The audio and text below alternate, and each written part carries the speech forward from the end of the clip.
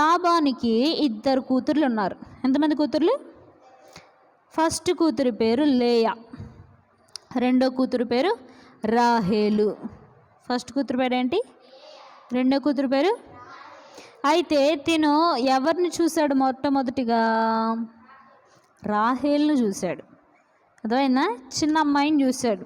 అక్కడ చూసి తర్వాత అప్పుడే ఆ అమ్మాయి మీద ఇష్టం కలుగుతుంది, తన మీద ఇష్టం కలుగుతుంది. అయితే పెద్దమ్మాయి ఉంది కదా, తన పేరేంటి? పెద్ద కుమార్తె పేరు లేయా. అయితే తినలో మైనస్ ఏంటంటే తను పుసికళ్ళదన్నమాట. ఏంటి? పుసికళ్ళది. తెలుసా పుసికళ్ళు అంటే?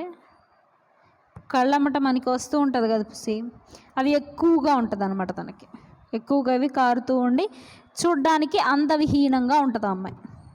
కానీ రాహేలు చూడ్డానికి చక్కటిది, అందంగా